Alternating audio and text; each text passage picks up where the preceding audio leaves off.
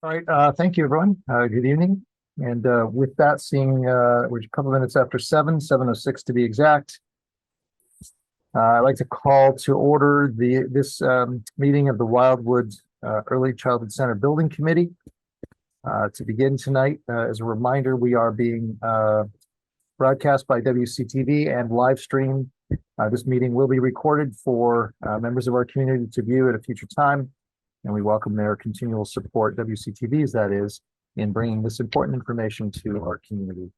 With that tonight, I'd like to call this meeting to order. And as always is the case, we will thank you for your patience in advance and work through roll call. Vivian? Thank you, Dr. Brand. Paul Ruggiero, Here. Diane Allen, absent. John Holloway, absent. Gregory Bendel, Here. Kevin Kyra, Here. thank you. Kate Bissell, Here. Stacy Scott, Here. Christine Holloran, absent. Alice Brown LeGrand, Here. George Hooper, absent. Susan Inman, Here. Brian Perry, Here. Paul Miller. I apologize for this. If you wouldn't mind helping me with the pronunciation, I promise to get it right next time. Paul Mellarani. Hello. He is actually not here this evening. He's in another meeting, but Thank you. David Ragsdale, Here. Marianne Galuzzo, Here. Michael Camasozo, here. Craig Minner, absent. Maggie Lopez. Vivian, Craig is here. He raised his All right, I hand. couldn't unmute. Oh, Said it wouldn't let sorry. me. Thank you. Maggie Lopez. I do not see her here. So absent. Christine Prendergast, She's here. Justin, Here. thank you. Dr. Brand, Here. and Vivian Rabedian here. Vivian, can I just say something? Diane Allen, Paul Malarani, and George Hooper are at a senior center building committee meeting at the same time this is on. So I don't know if you want to put them down as absent excused rather than just absent. Sure. Thank you, Kevin, for that. Thank you. Yes, thank you for that. And thank you for everyone. With that, moving on to the second agenda item tonight is the approval of minutes from our last meeting. Looking for a motion of approval. I'll make a motion to approve invoices, warrant number, I believe it was 2, 3, and 4. Just 1 second. We're just sorry. That's item 3, just backing up to approval of minutes first now. I'll make a motion to approve meeting minutes from last session. Thank you. A second.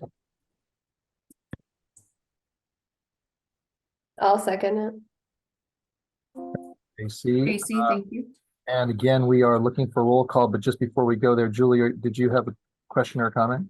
I do. Christine's Prendergast is having an issue trying to unmute. I'm not sure if there's a block. I got it. For some reason, it was per the admin's console or something. I couldn't unmute, but I'm good now. Thank you. You're welcome. Great, thank you. Okay, so looking for a roll call vote again. Think we have a motion and a second for the approval of minutes. And Vivian, can you take us through roll call, please? Absolutely. I'll just give the first names to make it a little bit more expeditious. Paul, Yes. Diane is not here. John, Greg Bendel, Yes. Kevin Kyra, Yes. Kate Bissell, Yes. Stacy, Yes. Christine, absent. Alice, Yes. George, Susan, Yes. Brian, Yes. Paul, David, Abstain. Marianne, Yes. Michael, Yes. Craig, Yes. Maggie. Sure it's up to Christine, Yes. Justin, Yes. Dr. Brand, Yes. and myself, yes. Thank you. Terrific. Thank you very much. Now, moving on to item number 3 and the approval of invoices. Mhm. think Before that's we move me. on, I believe there is a hand raised. I think that Christina was raising her hand maybe because she couldn't be heard. I don't know, in that vote. Uh, And just for others, I couldn't also unmute on the bottom, but I could within my screen, the blue button that is shown in the picture of me. So I don't know if anyone else is having difficulty with that, but I unmuted on my picture. Oh, thank you for that. I was unable to unmute. Yeah, I don't know why that was, but I think someone else figured it out too. Dr. Brand, do you want my motion now on the finance piece? yes, No, Yes. Susan, I will read these out loud and then I'll ask for your, Okay, perfect. all right, so warrant article number 3 for services performed in the month of August. SMMA's invoice for $7,500 and Doran Whittier's invoice for $36,000. In total amount is $43,500. Warrant article number 4 for services provided in the month of September. SMMA's invoice in the amount of $7,500. Doran Whittier Architecture's designer basic services in the amount of $31,500. And their amendment 2, which is the student assignment and facility planning services in the amount of $7,700. And then we have warrant article number 5 for services provided in the month of October. SMMA's invoice in the amount of $7,500 and Doran Whittier Architects basic services in the amount of $31,500. Thank you, Julie. The finance working group has reviewed all the invoices and I make a motion to move them forward for payment. Second. Any discussion? Seeing none, we'll I'll go to second the a roll motion. call vote. Paul, Yes. Greg, Bendel, Yes. Kevin, Yes. Kate, Yes. Stacy, Yes. Alice, Yes. Susan, you made the motion. Brian, Yes. David, Yes. Marianne, Yes. Michael, Yes. Craig.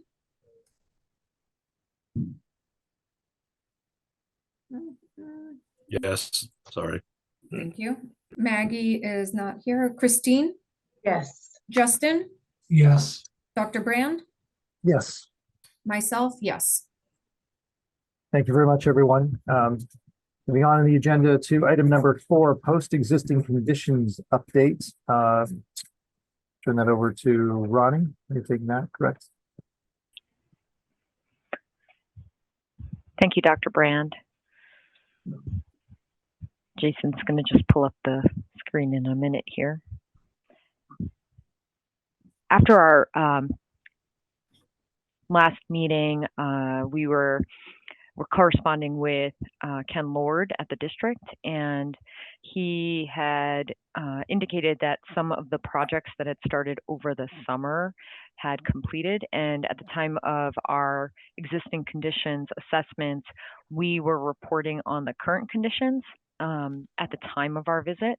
And so we just wanted to update some of the slides that we presented at the last meeting so that when the public are accessing the files on the website, for example, that they have the most current files. So we wanted to just make a post note update on some of the images that we shared as part of the existing conditions presentation last week. So this is one of them, and the updates are similar for both Woburn Street and North Intermediate.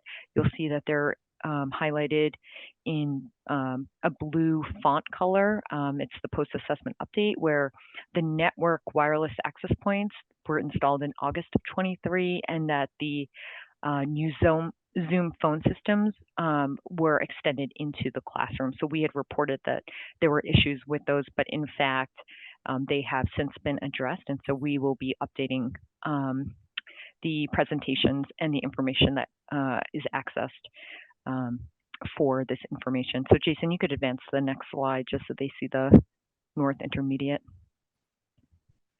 And again, we've differentiated the color just to highlight those as post-assessment updates that happened over the summer. So with that being said, I'm going to turn it over to Jason Boone. He's our educational planner. You've all probably remember him from previous meetings, and he has been facilitating the visioning sessions, and he's here to give an update. There is a lot of information that he will be providing to you today. So I just ask that if you can just allow him to go through the information, because potentially some of your questions will be answered as he progresses with the presentation. So he can pause at key moments to see if there's any questions, but if you could just allow him to go through this presentation, and then we can have some discussion at the end of that, I would appreciate it. Thanks, Ronnie. And just before Jason, you take it over here, just an opportunity. I've tried to share this a number of different times with folks, but I think it's important to share again here this evening, not only for this committee, but also for those in our community watching. Again, tremendous thanks to our design firm, Doran Whittier, who really worked with us, the district and the community, to figure out an approach that would allow as many people as possible who wanted to participate in these visioning sessions to do so. I've said this before, so forgive me if you're hearing it again, but we did not turn away anybody who expressed an interest to participate in what was 4 visioning activity days over the last good number of weeks. We sent out invitations far and wide through every single channel we could. That includes school newsletters, district newsletters, community, town level communications, WCTV, the library, the senior center, I believe, I think everything that we could. We had a very, very strong response. Many people who participated. And again, I think that's a testament to the ability to provide both in-person as well as virtual or remote access. We should feel proud as a committee now taking shape of this, that we were able to provide access to, again, anybody who wanted to be involved. We had a good showing, and I think Jason can speak further to that. So thanks, Jason. Thank you, Dr. Brand. Our hope with this evening is to be as brief as we can be, but we also want to celebrate sort of the depth and breadth and thoughtfulness of the work that those that participated provided, and it will be invaluable to the design team moving forward as we start to develop more specific responses in the design effort. As Dr. Brand was mentioning, we did have 8 total sessions spread over 4 days. The structure and format was designed to cast a wide net of participation. We did not, as Dr. Brand said, turn anyone away. We did afternoon sessions and evening sessions for each one of the 4 topic areas. And in total, we had over 50 participants from the community and the school district engaged in this effort. The 4 sessions themselves were organized from really broad topics to really specific topics. So visioning session number 1 covered some district-wide issues. Session number 2 covered teaching and learning. Session 3 drilled down into sort of overall building planning. And session 4 focused on individual space planning. And I'll go through just a few details of each one of those sessions as part of this presentation. In that same effort to cast a wide net, the technology and tools that we used to facilitate these meetings were very diverse. We used a number of digital platforms to capture information, and we used lots of physical manipulatives in the design effort. And so we wanted to share that that we were able to reach people in a number of different ways using the particular tools that we made available. Getting into session one, I mentioned district-wide issues. Heading into the visioning sessions, I think there was a well-established notion that while this is the project that we're focused on, there are other needs across the district, and sort of an assumption made that whatever we develop for this particular project needs to be applicable to one or more future projects. So the agenda for that first session focused on the big picture vision and sort of giving participants a chance to define what the project should consider. We talked a lot about grade configuration. As we've mentioned several times, there are 3 different grade configurations in 3 different enrollments under discussion for this project.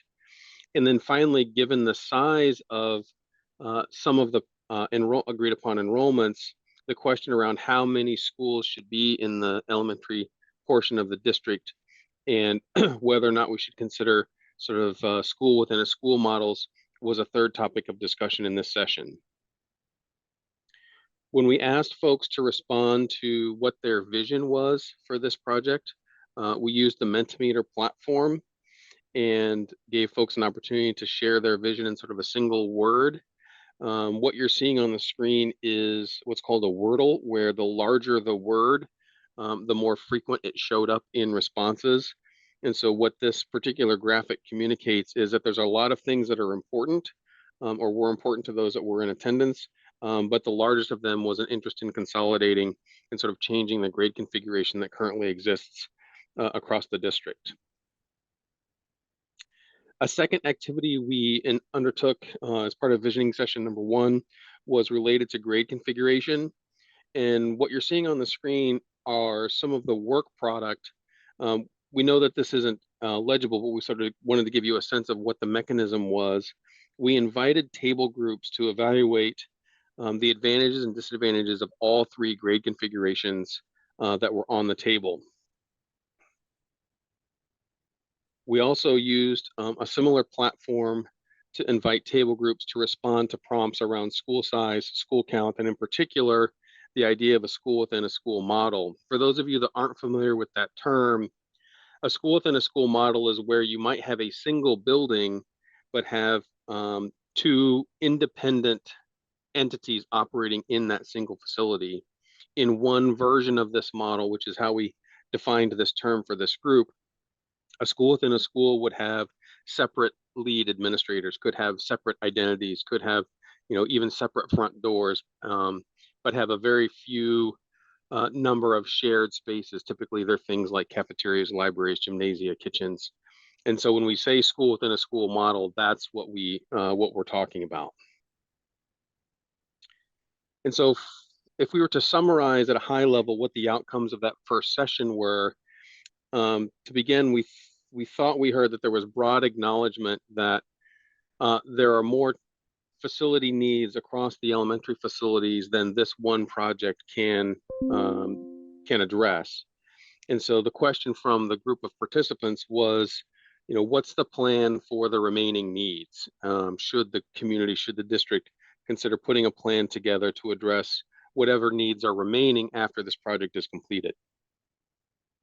When we came out of the grade configuration discussion, there was acknowledgement that each of the grade configurations have advantages and disadvantages, but at least for those that were in attendance, there was a clear preference that emerged for the pre-K 5 grade configuration, even though it was the largest agreed upon enrollment and would result in the largest sort of elementary school building in the district.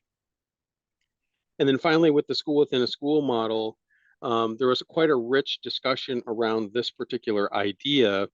And ultimately, what this group invited the design team to undertake was, can we have it both ways? Could you design in such a way that we could operate this building as, particularly the pre-K 5 model, as two schools under the same roof, or as one school with sort of one lead administrator, one cohesive identity, but have it zoned in such a way that perhaps it's separated by grade level groupings. As we moved into session number 2, we drilled down just a little bit deeper and talked about teaching and learning. That agenda focused on sort of what's changed and is changing in education. We shared several videos, sort of virtual tours of exemplar schools to help folks understand sort of what could be with a project like this. And then we talked a lot about what the learning experience should look and feel like. This is an effort to translate educational intent, educational need into an architectural response. And so to talk about what's changed and what's changing in education, we invited participants to respond to several critical prompts that focused on the needs, the challenges, and the strengths of both children and professionals who are educating the children in Wilmington. And so what we wanted to sort of highlight with this particular graphic is how many responses we got relative to each one of these particular prompts. These are the 4 exemplar schools that we shared. We tried to provide a wide variety of examples, one of them from Australia. And what we invited folks to do after watching the videos was respond in one of the digital platforms about what they saw as exciting, interesting, and or valuable to the specific project here in Wilmington. Then we transitioned to the final activity of that particular session, what we called the design patterns activity. This is the learning experiences activity. And we used some tools from a group called Fielding International, where they've developed, I think it's 71 design patterns, where each design pattern is trying to resolve an educational experience in some form of architecture, right? I think one of the important things to note about this particular tool is it's not a cafeteria menu of spaces, it's a collection of experiences to help those who participated in envisioning describe what the educational experience should look like and feel like. And so we had folks evaluate these with red, green, yellow protocol, where a green sticker indicated that yes, this is something we're really interested in and should be included in the project. Yellow, we're not so sure, and red is something that we would really prefer not to have in the project. And then we invited folks to augment that evaluation with a post-it note describing exactly why they were responding the way they were. This is an example sheet from one of those design patterns that got a lot of positive attention, the idea of agile or flexible spaces, the idea that the building needs to evolve over time and teachers need the flexibility to change the environment in real time. And so if we were to summarize the outcomes from visiting session number 2 at a really high level, it might be this way, that there was clear recognition that the needs of students, the strengths of faculty and staff are very different today than when your buildings were originally built. And so that will likely lead to a building that looks very different than what you have in the community right now. One of the keys to ensuring that long-term ability to have the building match the educational model is both variety and flexibility.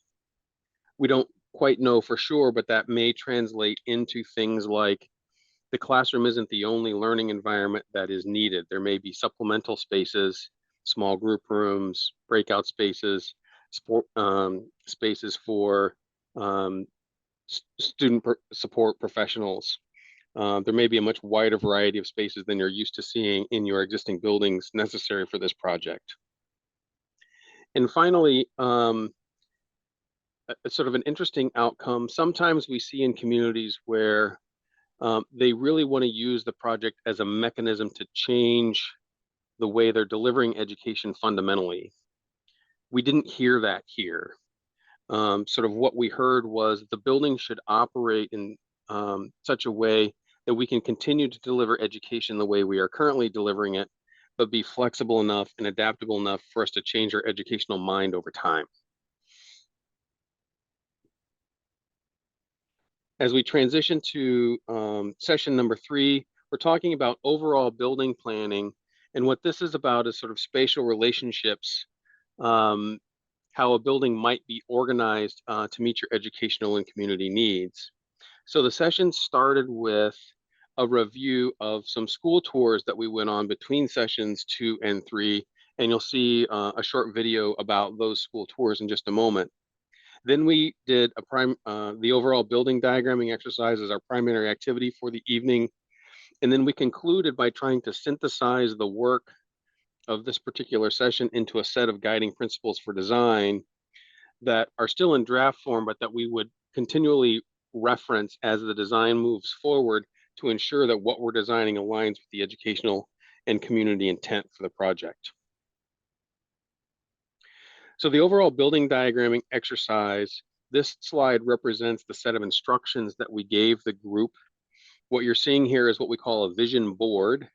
And there's 3 basic components present here. And we invited the participants to produce those 3 things as deliverables for this particular activity.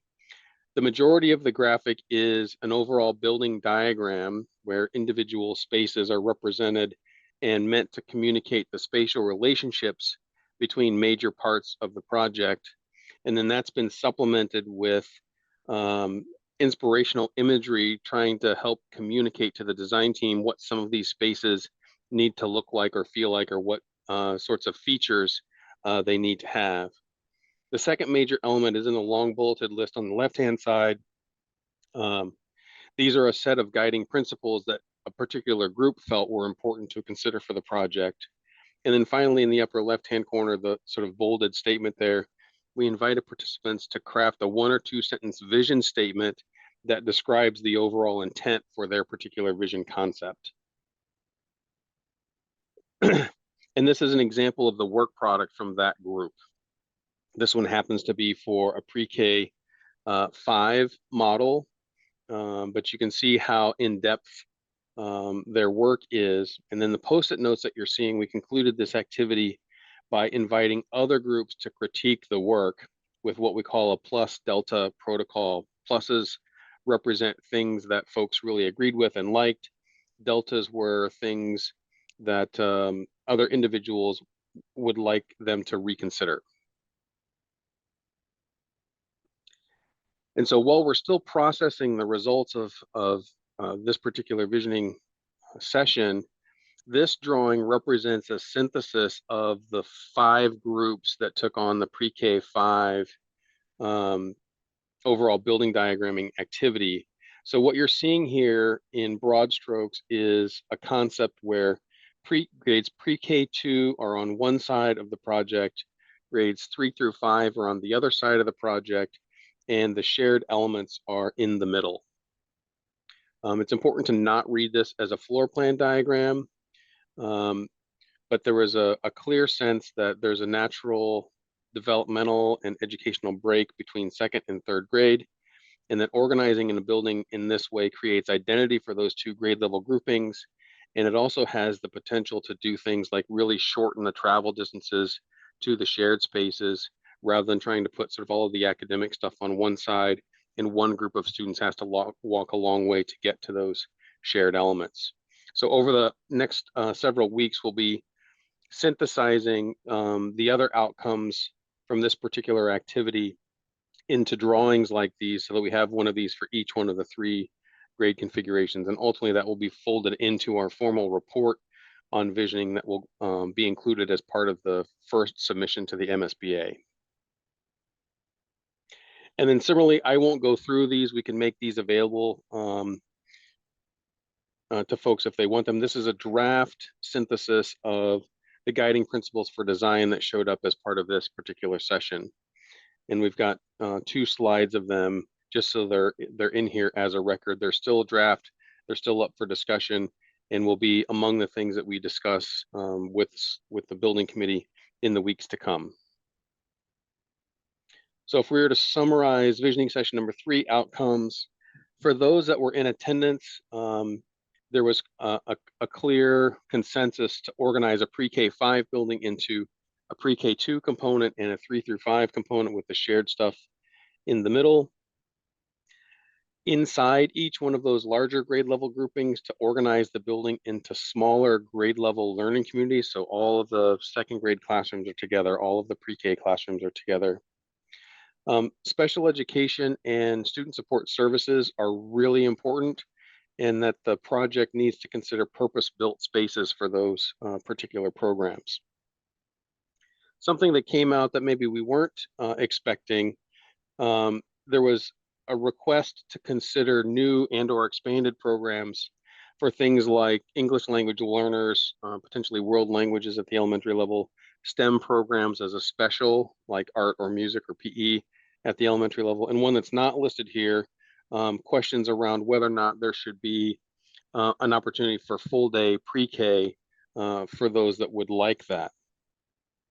And then finally, as sort of a synthesis of all of the vision statements, regardless of grade configuration, was that this project needs to embody the idea of being welcoming and safe, and one that encourages student curiosity and the development of their independence.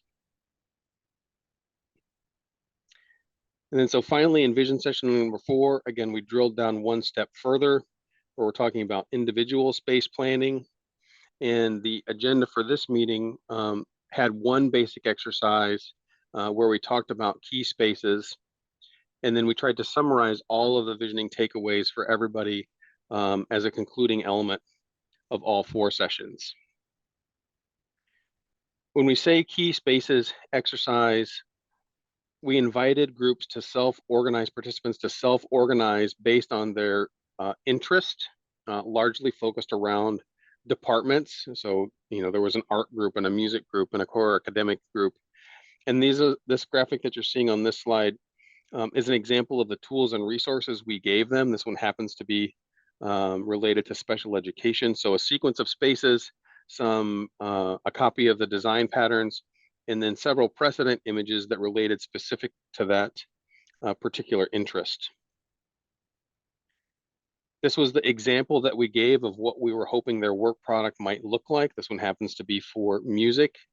And similar to the overall planning exercise, we had a couple of key deliverables. In this case, 2 things. We wanted a drawing of the space or the group of spaces that were important to this particular department, which you're seeing in the middle of this slide, and a list of potential spaces that needed to be considered for that department or program. And this is an example of the work product from that day. This one happens to be for art and music. And I think you can see in drawing, even in a quick eye sweep, how thoughtful this work is, including things like, please include double doors so that we can move equipment and materials from storage space into the instructional space.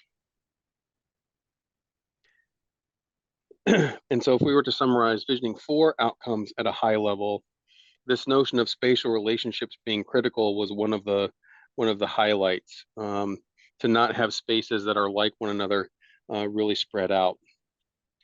We mentioned purpose design spaces in the overall building diagramming exercise, but that came up again here in visioning session 4.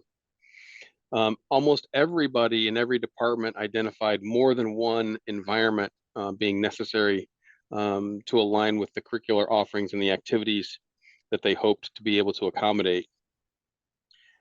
Flexible, varied, and mobile furniture seems like a small thing, but furniture happens to be the one architectural element that everybody interacts with the most. And so when we talk about flexibility and variety, what came out of visioning session number 4 was that needs to apply all the way down to furniture selection. And then finally, when multiple learning environments are available as resources for educators and students, it's important to have connections between them, both visually and physically, and that those kinds of features are necessary to support flexibility, curiosity, and student independence. And so I won't go through this slide in detail, but this is all of those high-level summaries on a single slide.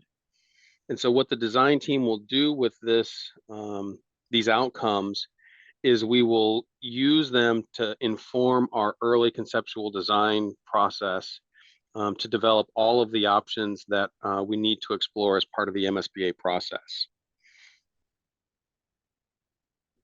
And so with that, we'll transition to sharing a little bit of information about the school visits that we were able to participate in. Kate, I don't know if you want to give any prelude to this or want us to just jump right into the video. I'm happy to give a brief introduction, I guess. For those of you who are not aware, in early October, a group of about, I would say maybe 25 stakeholders were invited to participate in site visits. Over the course of 2 days, we visited 5 separate new elementary schools across the state. The stakeholder group included parent guardians, community members, district employees, including teachers, educational assistants, and administrators. And we some visited just 2, 3, or all 5 sites. I know that all the members of the team felt like it was a really valuable learning experience, that they were able to learn more about what was possible within a new school building and the opportunities that might be available to us. And that also was kind of linked to the fact that each individual site we visited had something different to offer us, that they were unique to unto themselves. And so it was very helpful to go. The more sites we visited, the more information we gathered. Many of the team wished we could kind of keep going. The more the merrier. And I know that has sparked some discussion about offering an additional opportunity for site visits. And I would just strongly encourage members of this team to participate in that, should it become an offering, because as I mentioned, every member of the team felt like it was a really valuable experience and came away feeling much more committed to the project idea and having a much better sense of what they hope the outcome might be. Thank you for that, Kate. Wilmington is poised on the cusp of opportunity. With the support of the Massachusetts School Building Authority, the town seeks to move its elementary schools into a new era, one of possibility and promise. In early October, stakeholders were invited to participate in a group of school tours to see just what the possibilities might entail. Over the course of 2 days, the team visited 5 elementary schools: the Annie Fales School in Westboro, the Northbridge Elementary School, the Douglas Gates School in Acton Boxborough, the Maria Hastings School in Lexington, and the Hanscom Primary Middle School, located on the Hanscom Air Force Base. The following video shares the perspective gained during those school tours from various members of the team. The security and camera features allowed for a safe place to work and learn. The schools had designated public and private zones so that the general public could not access classrooms, teachers, or students without clearance to do so. Several things struck me about the schools we visited, along with other new schools I have visited or worked in compared to our existing schools. Their use of natural lighting, interior lighting that automatically dims when they sense sufficient outdoor lighting, the use of tile on the walls to prevent drywall and paint damage, more welcoming and age-appropriate color schemes, no wax flooring, the effective use of glass to create visual observation opportunities without distracting the students, and creative murals that add to the overall feel of the space.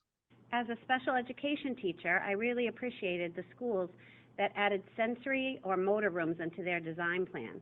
Having easy access to such specially designed rooms plays such an important role in all aspects of development for preschool and kindergarten learners, in particular those with autism and/or high sensory needs. The flex spaces that we saw during our school tours were really quite impressive. These flex spaces allow for students or a small group of students to work in a small breakout group or to receive special support. This really supports the diverse learning needs of our students. Our students deserve the opportunity to have a learning space that meets their needs, and these flex spaces really allow for that. These types of flex spaces don't currently exist in the space we have, and this would allow our teachers and support staff to better meet the needs of our students. While walking through the classrooms, it was wonderful to see flexible seating options as well as versatile furniture options that could allow for different types of student work, whole group, small groups, individual, and strategic groupings. With a new school building comes new opportunities. Opportunities to have our students in state-of-the-art facilities that are built and designed for students of their specific age and needs. Our students will have access to fully accessible, age-appropriate outdoor play and learning spaces that meets the accessibility needs of all students in our community. As a conscientious educator, I was happy to see all of the innovative and environmentally friendly aspects incorporated into each school I visited. As an example, one school collected rainwater from the roof and then used that water to flush all the toilets in the building. All 3 schools I visited were working towards or had already achieved net zero emissions. The new buildings we visited offer increased capacity to support community programming. The schools feature a variety of modern spaces, including art studios, STEM labs, music suites, gymnasiums, libraries, cafetoriums, and multipurpose or flex learning areas. All of these could be used by the Wilmington Rec Department programs, youth sports, scout meetings, PAC events, community music ensembles, and other events. Of note, many of the buildings are designed so that the core academic learning areas can be locked after school hours while still allowing public access to the community use spaces. As a parent, one of my favorite parts of the school tours was overhearing the teachers' discussion. They were amazed at the possibility, and it was amazing to me how quickly they went from seeing something that they couldn't even imagine to exactly how they would use it and exactly how it would enhance their ability to teach their students. The potential of this building project is really exciting. I cannot wait to see how this plan comes together, and I'm most excited for the current and future students here in Wilmington to have a learning space that they truly deserve. For many years now, the town of Wilmington and our Public Buildings Department has done an admirable job maintaining our elementary school facilities. However, maintenance falls far short of improvements necessary to support teaching and learning in this current time period. Many things have changed in education, with the need to support the changing needs of our students and in curriculum and instruction. The interior spaces of our 6 elementary schools throughout town have not changed and remain the same as they were built well over 50 and 60 years ago.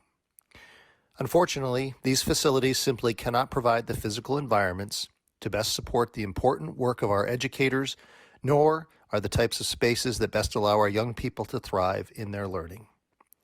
The Wildwood MSBA building project is far more than just a desire to have a school that is shiny and new. It is about taking steps to ensure the appropriate size classrooms and other educational spaces are in place to support our children and their needs. The town of Wilmington recognized a little over 15 years ago that the former Wilmington High School needed to be replaced because it was old, dated, and did not provide the type of modern facilities to best support teaching and learning.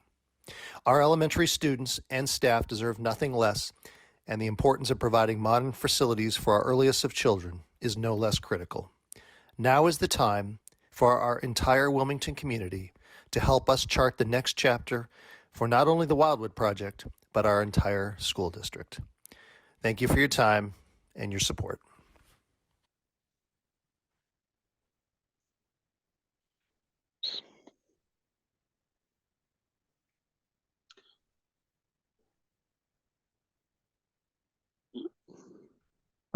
Thank you so much, Jason, for taking us through what obviously is a whole lot of information.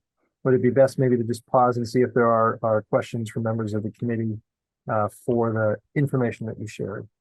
Yep.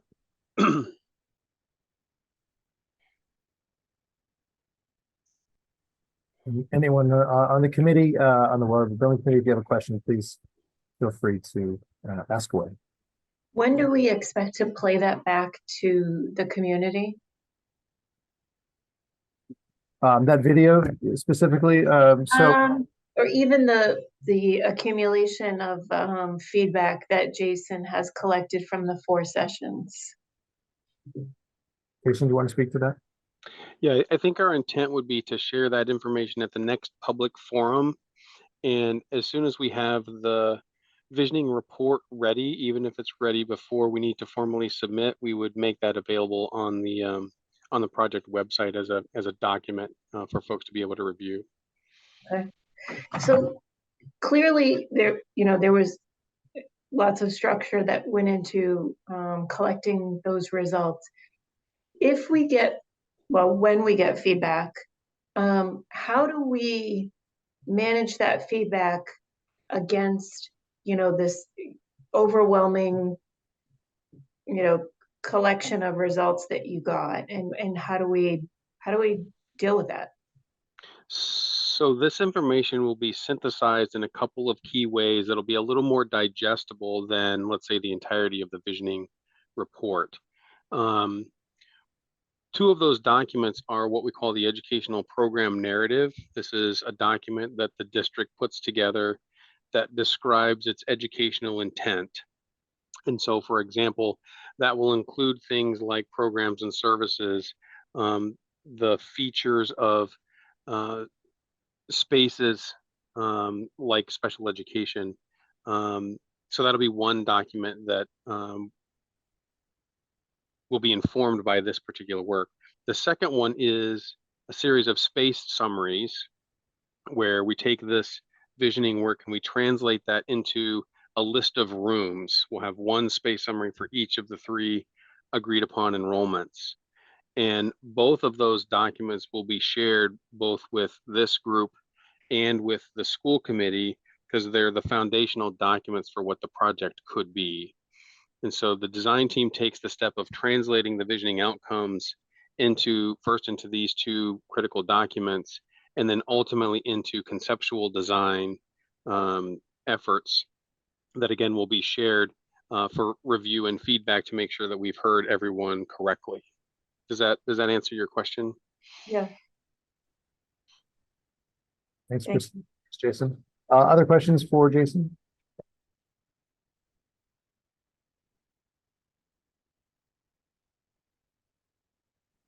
During the visioning sessions, were there any interest or any conversations brought around outdoor spaces, of natural outdoor spaces, as well as gardening programs? Yes. Yeah, good question, Vivian. In session number 4, when we were organizing folks into departments, we had additional categories for things like sustainability, for outdoor amenities. And so we do have feedback around things like outdoor amphitheaters or learning pathways or athletic fields. And of course, we need to have additional conversations with additional folks to help refine and define what those outdoor amenities are. But we did start that conversation with the visioning effort, and we do have some documentation of the outcomes. Thanks, Jason. Any other questions this evening on presentation?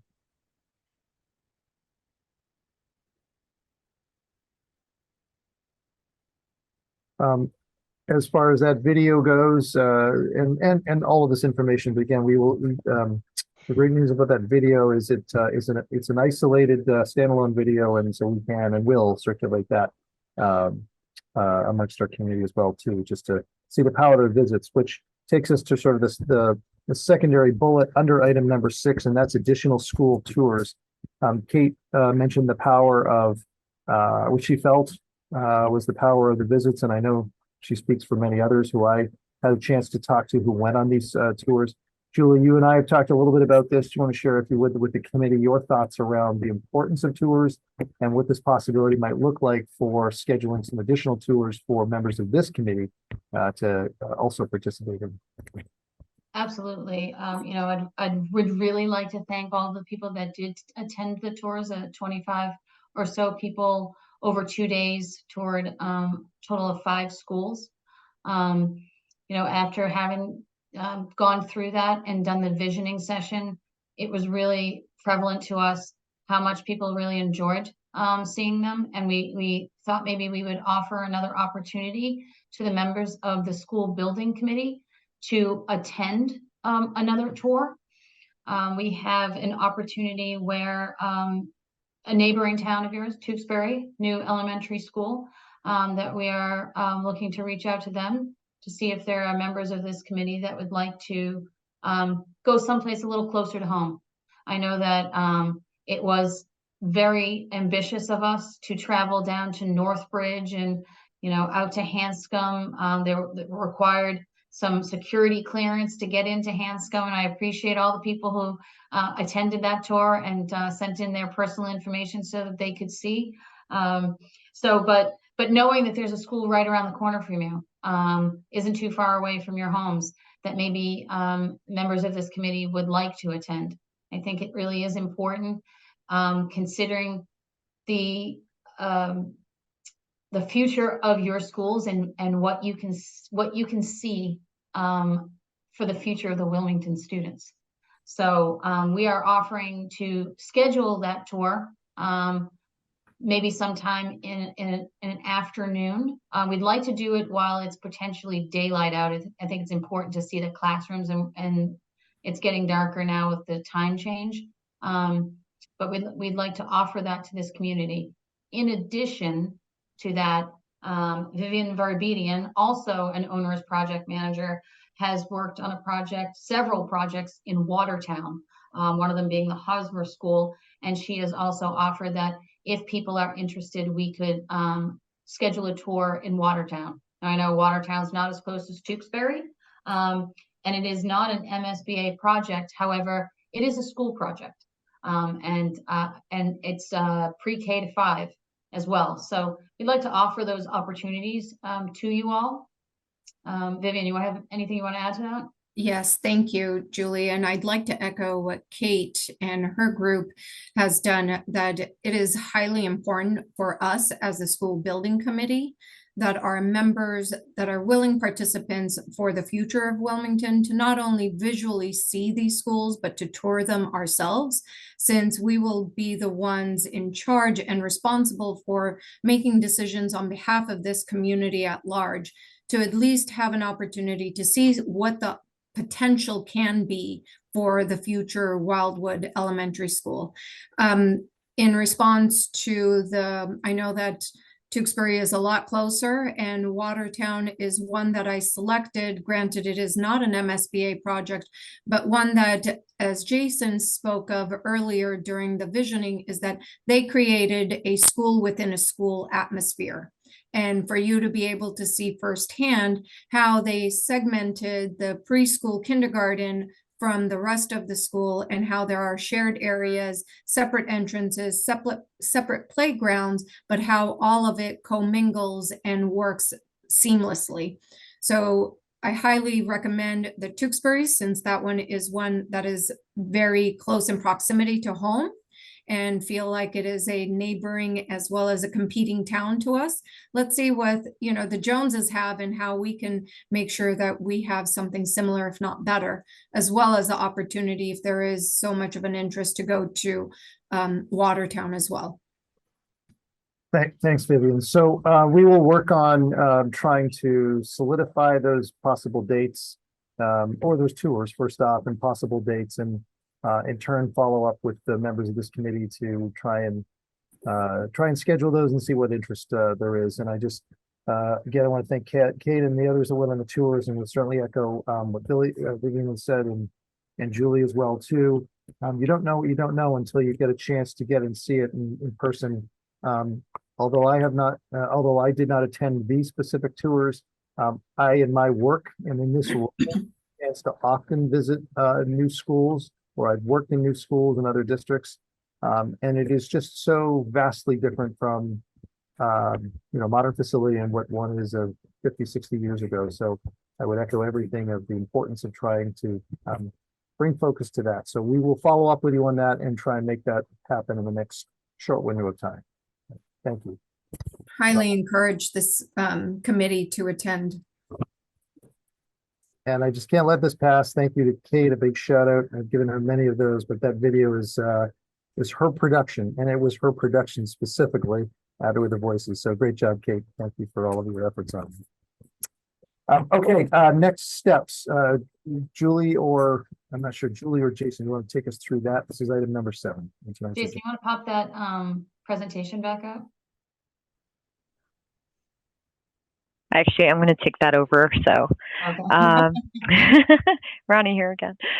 So we just wanted to cover what we will be completing or working on actually in this next month or two, really. As Jason has mentioned, we are going to be documenting the visioning outcomes. You know, not only the bubble diagrams that you saw, but also a lot of the information that we heard that eventually will be submitted with the MSBA as part of this phase. We will also be working on the initial space programming. Those are the space summary spreadsheets, and we have started those meetings, and we'll be working on 3 space summaries to cover the pre-K, pre-K3, and pre-K5 enrollment. And then we, in the background, we've done the existing conditions, but now we will, from those assessments, pull together what will be considered baseline recommendations for each building if a renovation of those buildings were to happen. Those baseline recommendations will be used later on as a comparison purpose, and they will also be priced with the cost estimator, and they will be used to help identify just to bring the current buildings up to today's code standards, what that impact would be, and however, it would not include any educational improvements. So those baseline recommendations are a document that we are going to be working on in the background in preparation for cost estimating in a couple of months. And then our next meeting is December 13th at 6 p.m. So we will be providing an update of where we are at that point at that meeting. Thanks so much, Ronnie. Any questions for Ronnie on that item, or anything else to add to that, Julie? No? Okay. I don't see any hands raised, so we will move on. Scheduling update. That's the next item, item 8. So what you have here in front of you is the project schedule that we submit to the MSBA. As you can see, the items that are bolded are items that we are submitting to the MSBA or working in tandem with the MSBA. We are currently at line item 23. So we are working towards submitting our preliminary design program to the MSBA. Thank you. In April of 2024. So that is what we are working towards, and as part of that, Doran Whittier will continue to do all of their investigatory work, working with Dr. Brand and team for their educational plan. And as you see it, as we go down, we're going to submit again. The PSR was a preferred schematic report. That's where we narrow down exactly what we want our project to, to look like in a global idea. We're not talking rooms defined with electrical outlets and things of the such, but that's where we narrow it down.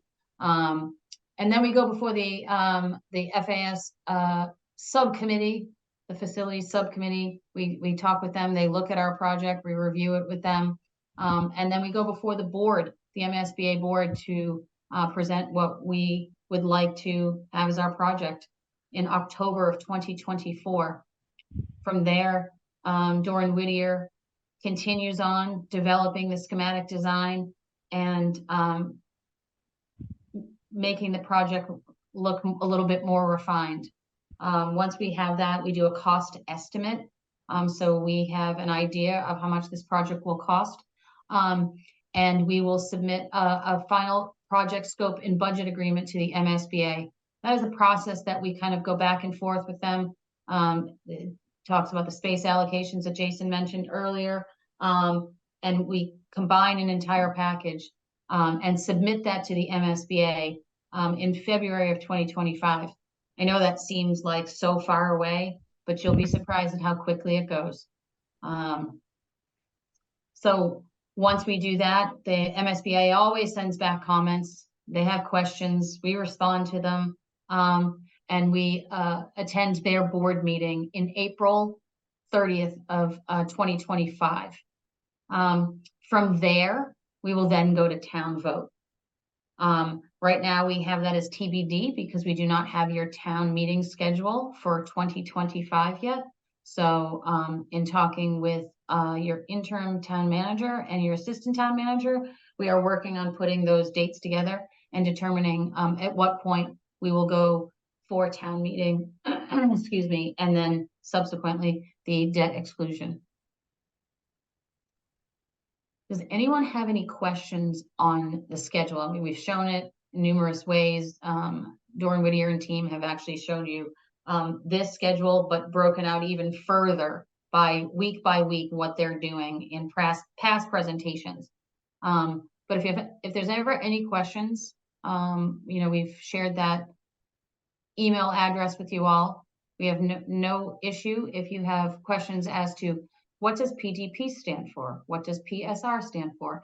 These are things that we use in everyday life and we're just used to saying them. But sometimes we forget that you all don't know what they stand for. So we'd be happy to give a glossary of definitions to you all to help you with this language. So does anyone have any questions on the schedule?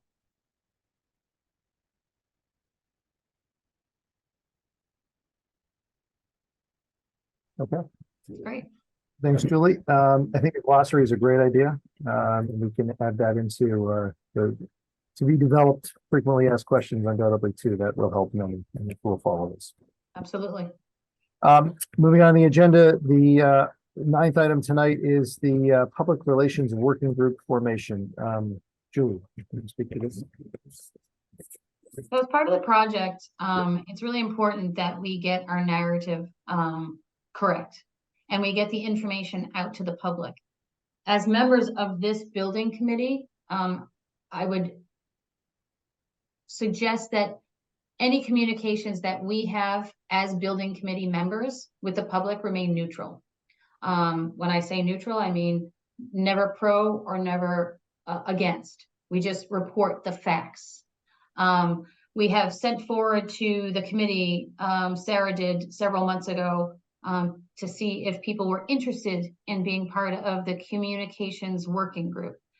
These people on this working group would put together press releases to be sent out, giving the information to the community. They could also attend, say, back to school nights or town day, things of that nature, where they would have the literature there and readily available that's presented and put together by Doran Whittier and SMMA, so that they can present the information to the public at any given time. I know Vivian Barbedian has volunteered to be a member of the communications working group. Sarah Traniello, you have the list of the other 3 members who had originally volunteered? Yes, we had we had Justin Couchet and Maggie Lopes, but I understand Maggie may not be here tonight to take on the committee, but or the working group, but I believe Justin is here. Great. Thank you. And if there's any other members of this committee that would like to join the working group, we would be happy to have as many volunteers as possible. I understand everyone's very busy. I understand that there's a lot of committees in town and people are spread a little thin. But this is crucial to the project because it does help get the word out. So Sarah will send another reminder out to the entire committee, asking them for volunteers for this communications working group. And if you could respond, if you'd like to participate, and Vivian will be spearheading that. Vivian, anything you want to add?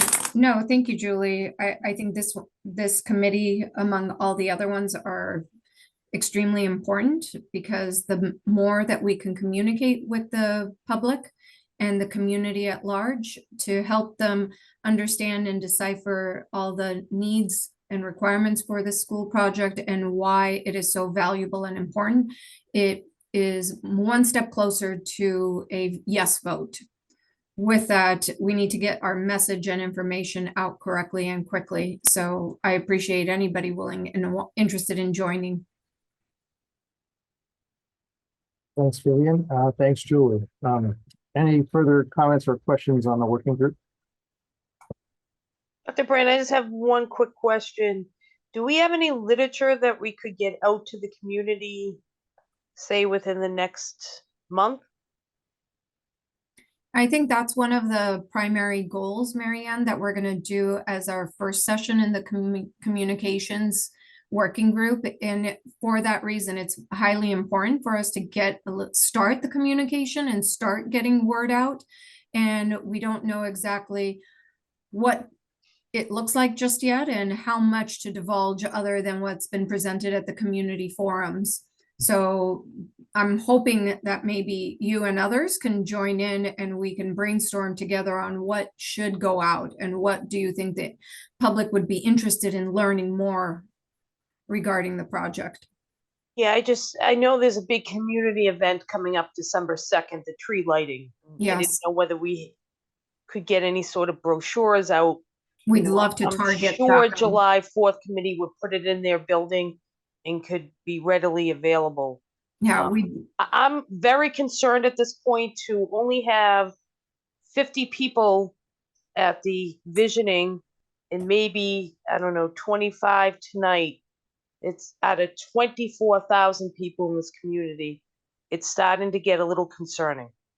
I wouldn't be too concerned just yet, only because this is the inception stage of the project and not everybody starts to hear of it, but definitely making sure that we communicate often and communicate as one voice out to the community is crucial in securing a positive vote for this project.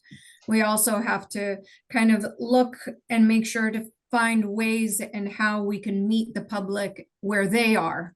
If it's at community events, if it's the tree lighting is an excellent recommendation, and in hopes that we could quickly gather the communications working group, gather together and figure out what message and how much to divulge on that first session. Right. Would Yeah, you I like to just join? You've got some great ideas. I mean, the visioning, I just wish more people had shown up to put their input into that very important aspect of it. But it seems like the people that did participate were very thoughtful and were very much interested, as well as at least what I gleaned from the presentation. Thank you, Doran Whittier and SMMA, is that they genuinely care and wanted to be there and had very thoughtful and insightful information. Sometimes the greatest impact is from those voices versus so many that just kind of cloud the message. Yeah, I'd just like to add to that real quick, Vivian. I am not a member of Doran Whittier's architectural team. So it was really nice for me as the OPM to kind of sit back and watch Doran Whittier create this environment.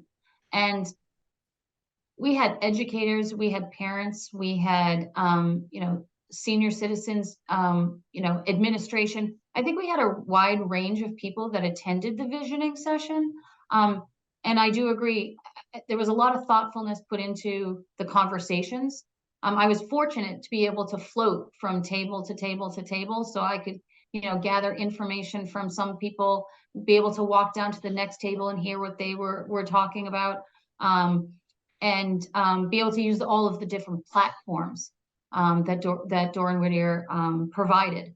I found the experience really wonderful.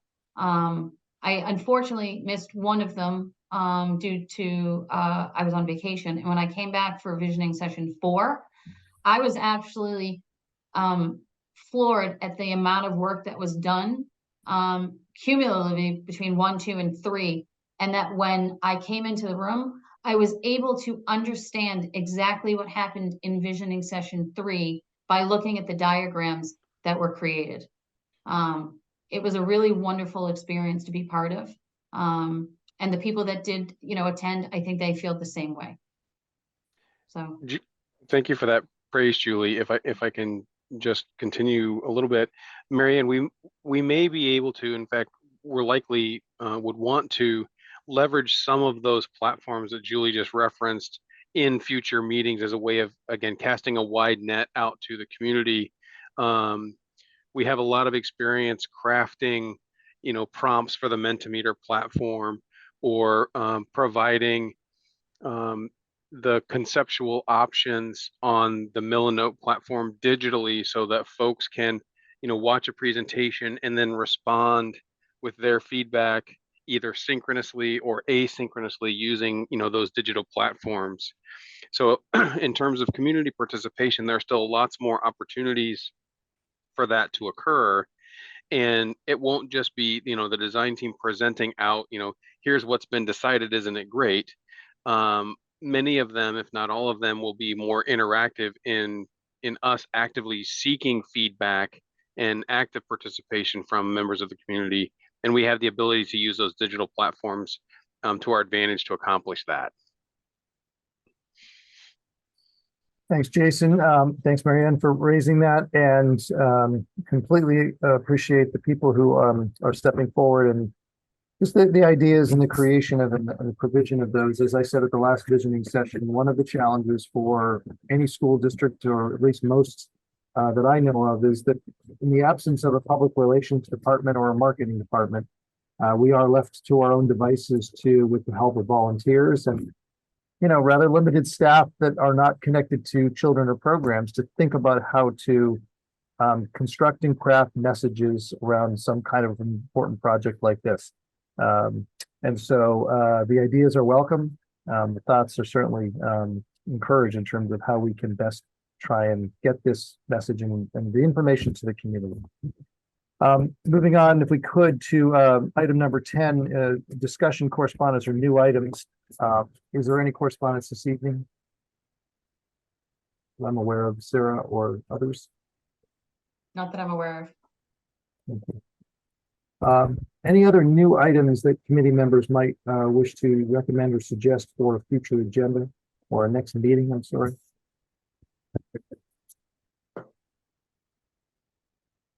Okay. With that, moving on to item number 11, committee questions. Any other members of the committee have questions that have not had a chance to ask or will be addressed tonight? Dr. Brand, if I may, Marianne had made a suggestion and a recommendation to share with the school building committee, if you were not attending the public forum, or if you didn't have an opportunity to attend the public forum, to share with them the increase by the MSBA. So if I may, I will share my screen. That most recently, the MSBA, I'll kind of go here.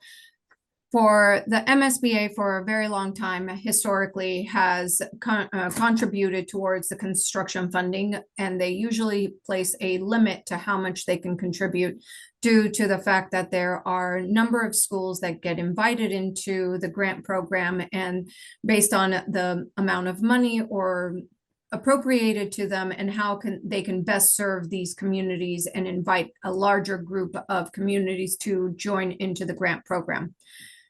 In 2018, January of 2018, they set a square footage dollar amount for 333, which remained for quite some time. And it was most recently in June of 2021 that increased to $360 a square foot. That was the first time that it had increased in some time, so it was very much welcomed. But understanding that a lot of communities still struggled due to the rate of inflation, and the increased funding from MSBA didn't necessarily level off. And in order to address those, the MSBA in December of 2022 increased the funding once again for the building construction funding to go to $393 a square foot and an additional 10% towards the site, bringing it a total of $432 a square foot. And since then, I will quickly jump to here. Since then, in October, November, October, now that we're in November, I apologize. At the very tail end of October, the MSBA came back and recognized that still inflation is much higher, and they were appropriated some additional funding and were translating it and back to the communities. With that, as where we are in the process and entering into the MSBA grant program, the building cost has increased from $393 to $516 a square foot, which is a significant increase, as well as the site still remaining at 10%, which brings it to $52 a square foot, bringing a total construction funding limit of $568 per square foot. So this is something that is of interest to us as we move along in the process, knowing that the funding that will be coming from the grant program of the MSBA will be larger than what has historically been. So our share could potentially be slightly less than what we might have anticipated going into this project. Thank you, Vivian, for sharing that. Absolutely. Any other committee questions tonight?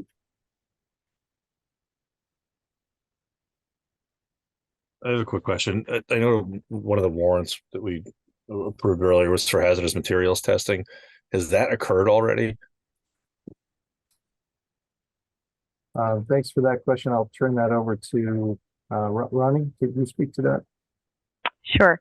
We had the hazardous materials consultant go through the buildings, and the company that we're using is actually one that the district has been using already, so they were familiar with the buildings as well, so that helped expedite it. We just haven't received their reports, their official reports yet. There was some information that was shared with the district regarding Woburn Street School, but other than that, that work has been done for the assessment portion. Okay, so I guess my specific question is PCBs at the school, not at the Wildwood, but at the north and the Woburn Street, just because some PCB data kind of prescribes abatement or remediation, whether or not you choose to do it. So I'm just bringing it up because that may have implications even if we do not do any work to those other buildings. Once we have that data, you can't go back. So I'd be curious to see those results when they come in. Yeah, that information we'll share it back with the group here once we have it. Thank you. Sure. Thanks, Greg, for the question. Any other committee questions tonight? Okay, seeing none. Item number 12 is public comment. Again, as we said earlier tonight, these are certainly public meetings. Public is in attendance. Thanks for those that stuck with us from the earlier forum. But with that, any questions from members of the community that are here this evening? And if so, if you could kindly raise your hand, and when you do speak, if you could identify yourself and your address, that would be appreciated. Alyssa, I know you had your hand raised earlier. I wasn't sure if you still had a question to ask. You're on mute. We can't hear you. I know it's tricky because when you try to unmute, it says the host won't let you. So thank you. It's okay. So my question was actually related to Mary Ann's concern about the sample size of the visioning working group, and just curious if Julie or anyone from Dorn Whittier has can just sort of share with this group whether that sample size is typical. So we had a group of 50 in comparable sized towns. I appreciated Julie's comments about the sort of diversity of the group, parents, administrators, teachers. We even had students in attendance for that. But is that not a great sample size? I'm just curious from other experiences. I'm going to jump in first and then Jason can jump in. But in my past projects, that has been pretty much the sample size between 50 and 60 people. Now, I've never done a visioning session remote. I've always done them in person. And this was my first experience of having remote options. And I think that helped some people to be able to attend it, wanting to be there, but physically couldn't at that time. There were some of the visioning sessions that had to be done in person and the remote option was not there. And specifically visioning session 4, I attended the afternoon portion of that and it was very well attended. I think we had probably close to 30 people during the afternoon. I'm going to turn it over to Jason now, but yes, in my experience, between 50 and 60 people was a perfect grouping. Yeah, and I would echo that this was a really good group size for this community. It's not uncommon for us to talk about what tactic to take for visioning. Sometimes if the group gets too big, then the group dynamic and the outcomes aren't quite the same or as useful as if the group size is a little smaller. And so for Wilmington, I would say that this participation of 50 to 60 folks was a really good number for Wilmington and not out of the norm in any way for a community of your size. Thank you, Melissa, for the question. Thanks, Jason, and thanks, Julie. Other questions from members of the public who are here this evening?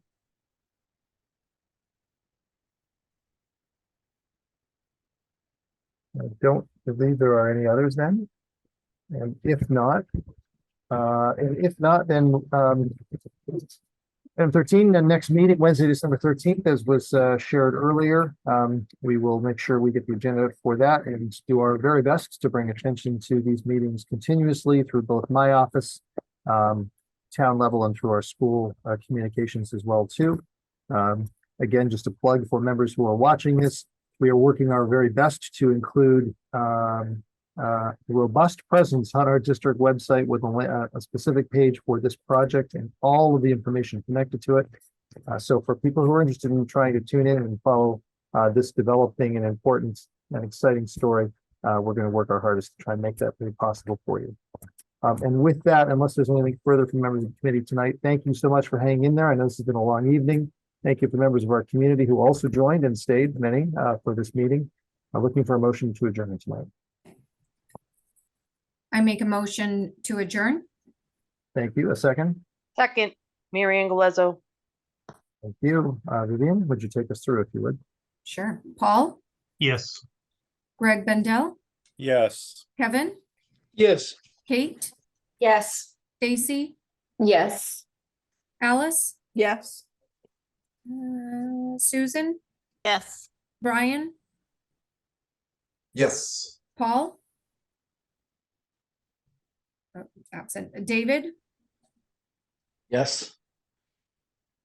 Michael? Yes. Christine?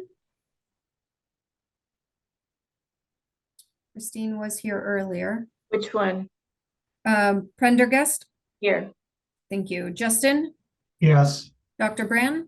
Yes. And yes to myself. Thank you. Thanks again, everyone. Have a great rest of the evening. Take care. Thank you. Thank you. Night, everyone.